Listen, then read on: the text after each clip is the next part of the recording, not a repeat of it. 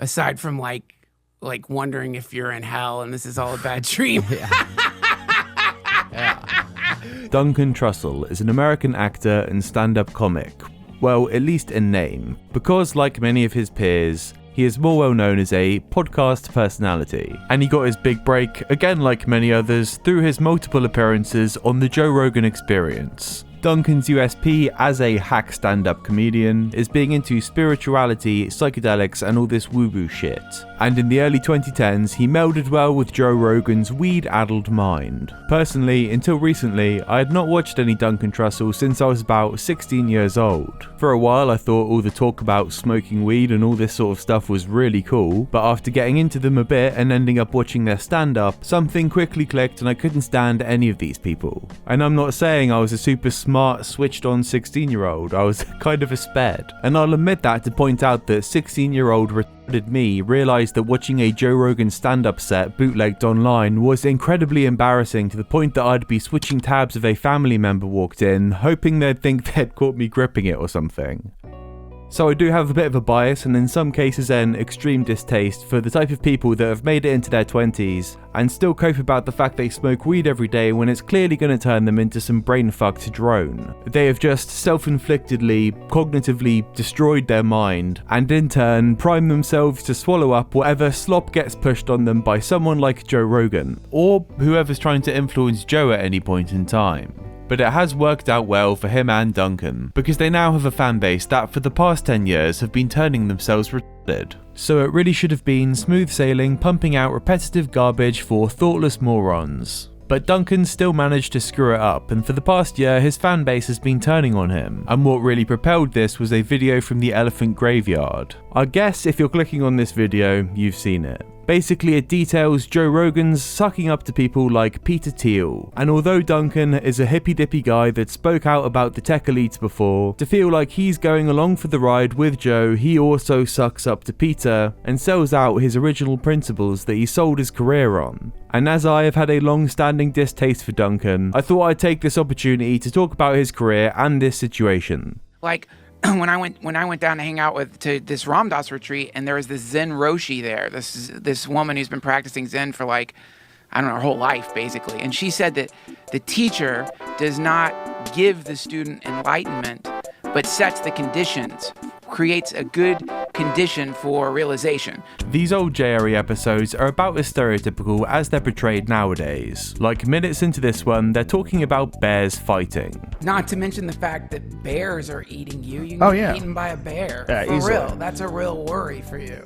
Yeah. You ever seen them go to war with each other? Oh, yeah. Yeah, they're taking, chunks of hairs are flying and shit like that, and they're fine. They're fine. Just bit the fuck out of each other. It's not to my taste, but they were a pretty good fit. Joe Rogan was a meathead that was open-minded to spirituality, and Duncan was the guy that was in deep.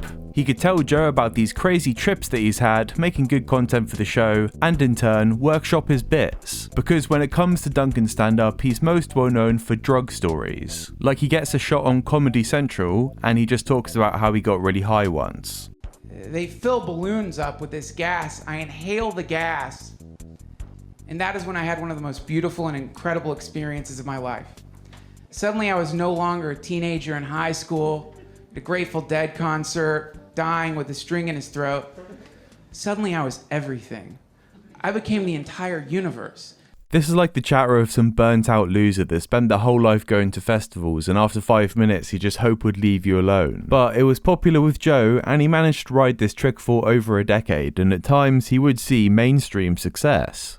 Most notably with his Netflix cartoon The Midnight Gospel. I couldn't stand it. They'd quote Mahatma Gandhi and talk about smoking DMT. It was the most self-indulgent bullshit, but it did help him gain an even bigger fan base of like-minded individuals. Like somehow on Duncan's podcast, he got a Lil Yachty interview. They just talk about tripping the whole time, unsurprisingly. And you see these gross freaks in the comments like, "Hey Lil Yachty, you really need to smoke DMT." Despite a lot of the shit I've been saying, I'm not that hard anti-drugs, but it's the people that will endlessly push stuff like this in YouTube comment sections. Like, look at this top post. How to get the most more like a business deal from DMT experience. Hey, don't you want the inside of your brain to look like this mangled mess? Come sit in the back of my van, we can shred our minds to pieces with chemicals. Oh, and don't worry, I'm like an ethical hippie guy, so I'm totally not going to rape you during the experience. But this is actually Duncan's best work. It gets a lot worse from here. You see, Duncan didn't quite pop off the way others in his circle did.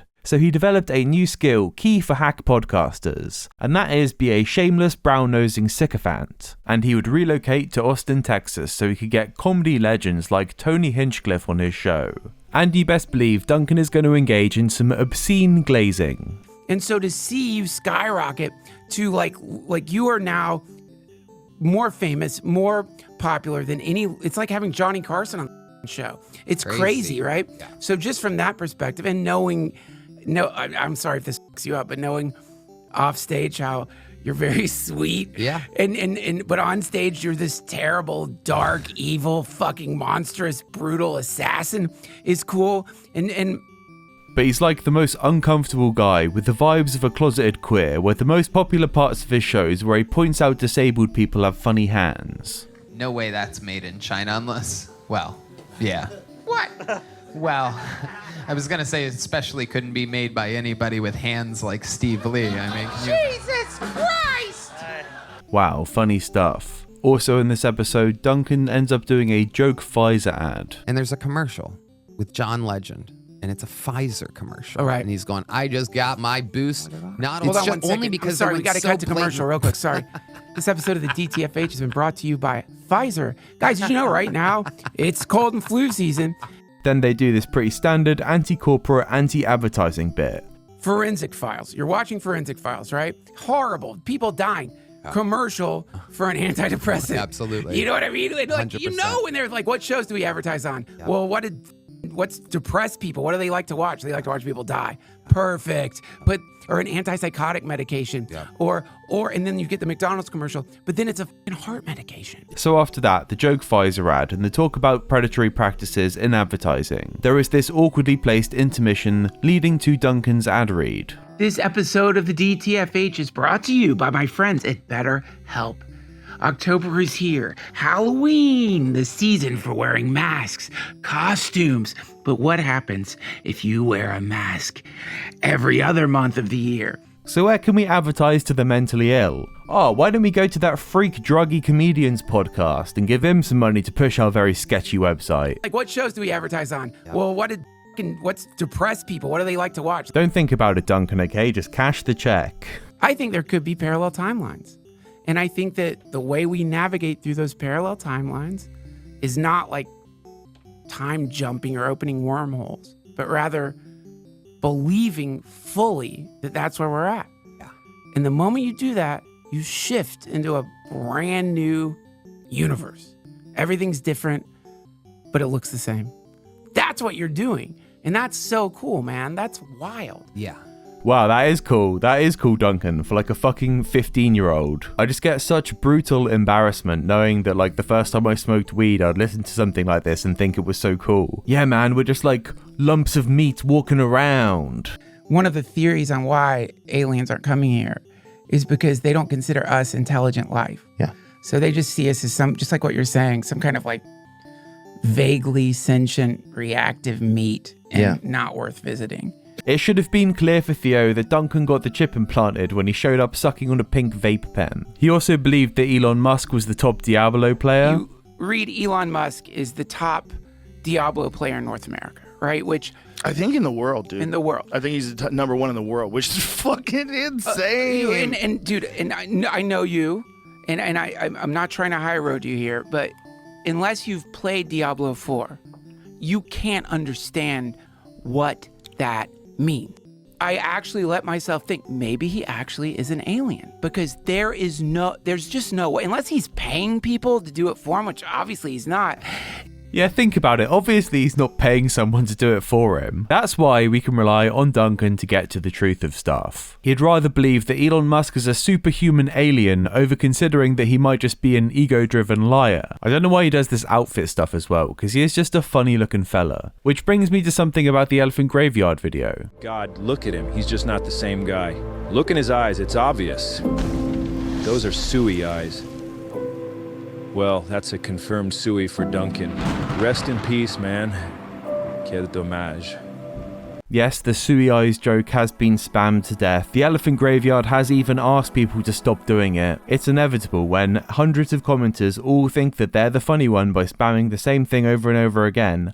The joke's going to get tired. But the thing is, this is an old popular moment from Duncan on the JRE podcast. People spend a lot of energy trying to imagine a solidity that isn't really there. And look at the expression on the poor guy here. He's fucking fried. If you stare into the psychedelic abyss long enough, you just won't be able to look normal. Like a guy with this look in his eyes starts approaching you on the street. You best hope you've got your headphones in so you can just pretend that you didn't notice him. And now, just to make sure everyone's up to speed, we'll run a bit of context from the elephant graveyard video. Not long ago, he was the lone voice of reason in Joe's inner circle, and the only guy to openly predict how Joe would be corrupted by powerful forces looking to exploit him for access to his far-reaching media platform. People have decided you're one of the magnifying glasses focusing this beam of attention into the world. You have to watch out because people are going to like try to exploit you. That's the main thing, is like people recognizing what you are, who have political agendas, will infiltrate your shit and then start blowing out their radioactivity into the world. So once Joe migrated into his new reality, Duncan faced the hard choice of either embracing the absurd and maintaining his principles of honesty and truth, or committing a philosophical Suey and joining Joe in his new reality in order to maintain connection to the comedy czar's sphere of influence. All right, back to Duncan. What's he saying about Pete? Here's what's fascinating to me about accusing Peter Thiel of being the Antichrist. Stuff. He's very much give a talk and awesome. And it was like totally normal dude, obviously super smart. There didn't feel like there was any kind of like subversive anything, nothing to really be scared of. Depressing, so people man. say that Peter Thiel is Antichrist, just for argument's sake. Fucking says that. You hear that? He's actually getting mad about this. Argument's Fucking says that. The reason Dunk's got to do this is because the comedy czar is actually Pete's friend now. So he had to become a new guy to stay in Joe's circle of power, a shriveled husk of a guy. So this guy that sold himself as being a free-thinking, out-there, anti-establishment comedian has now sold out to the tech elite. His core fan base have seen this going on for a while, and it's been over a year people on his Reddit have been questioning if Duncan is now turning right-wing, and a lot of his audience are unhappy about this. And if Duncan were to change to a libertarian type of right-winger and have some consistent values, it might not be such a kick in the teeth for these people, but now he essentially plays both sides, talking up an anti-establishment game when it's appropriate, and when Joe and his billionaire elite friends might get upset, he's there to play defense for them. And in his current era, he's going on shows like Trigonometry. You know why you think that? Because you're a racist fucking Nazi. You know what I mean? That's why. Oh, you can't say anything these days as a comedian, can you, Duncan? Francis is gonna love that. And although I do love Francis's funny little face, this was a rough podcast. The only real strong takeaway is Duncan made very sure to defend Tony Hinchcliffe for doing stand-up at a Donald Trump rally. Do that, you want to paint half of the country as either sort of fascists, pre-fascists, idiots, gullible fools taken in by a maniacal psychopath. And so then Tony does this joke. One thing is like, this got the ball, and the dog in this case is the DNC propaganda, the arm of the DNC that wanted that this helps them confirm. Like basically you take 4 minutes of stand up from a roast comedian known for that, and then you apply that to the entire, half the country must be like that, and that's who they really are. Well, it's ridiculous. The rest of it is just vague generalities of anti-establishment stuff that sounds good if you're not listening. The trigonometry guys say fuck all, so it's almost a monologue of Trussell's where it takes about 50 minutes to get to the point of, how about we just be nice to each other? I think it's like my friend Jack Kornfield says, tend to the part of the garden you can touch. You know, go micro, go small. What around you needs help right now? ground level, micro acts of compassion would theoretically change everything. And it would happen very, very quickly, in fact. You know, it's a really profound point you make, because It's almost like hippie era Russell Brand, where if you get swept up in the emotion, you might think he's saying something cool, but it's nothing. And since people have been on his Reddit criticizing him, he has been responding, making little bitchy comments. If you're an offended person right now, just getting your fucking typing finger ready for my subreddit. Just ask yourself if your views lead to peace. But his response to the elephant graveyard was just disgraceful. I have been working non-stop on an incredible video.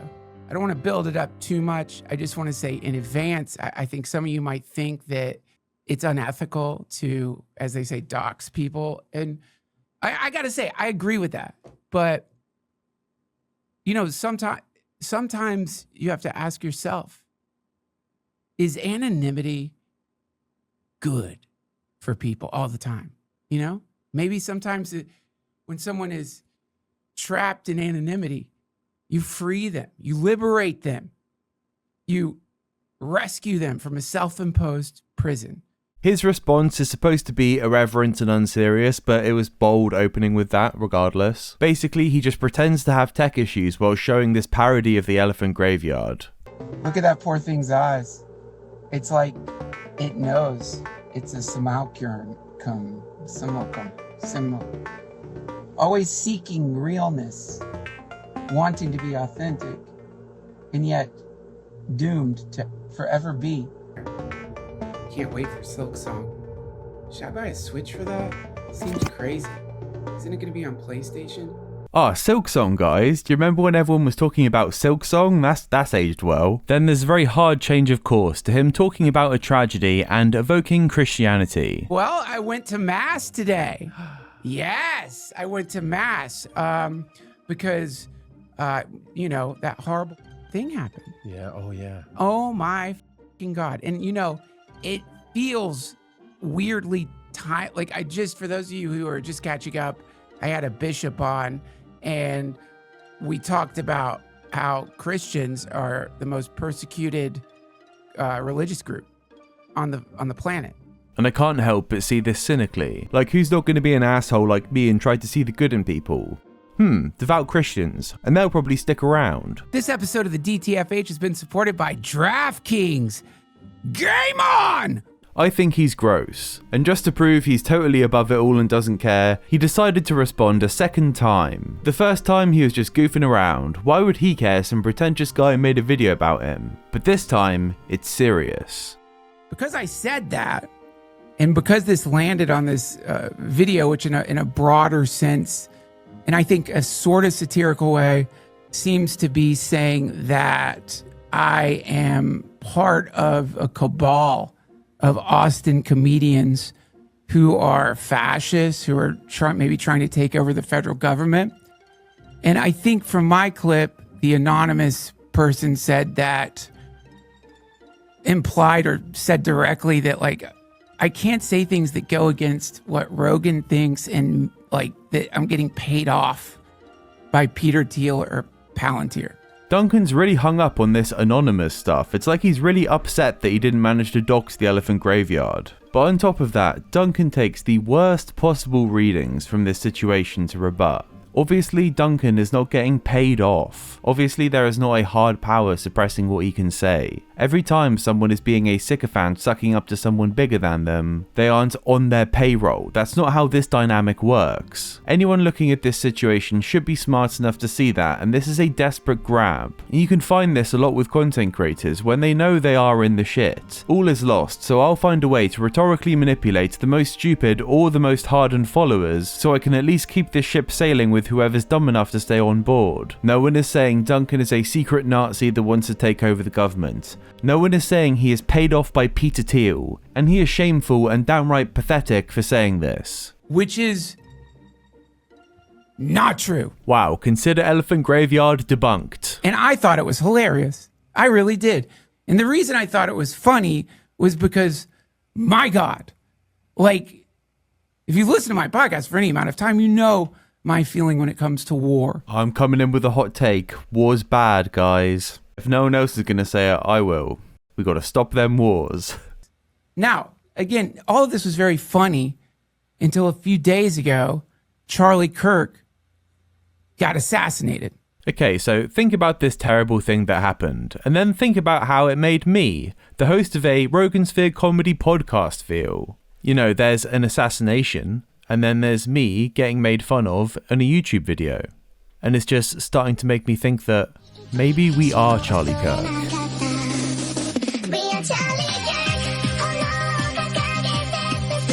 Again, I think he's gross. I think it's gross weaponizing stuff like this as well. Everyone's just having a bit of fun at his expense. It's not that deep. And there have now been clips of him posted where he's now trying to say that he was tricked into thinking that Donald Trump was this anti-war, anti-establishment guy.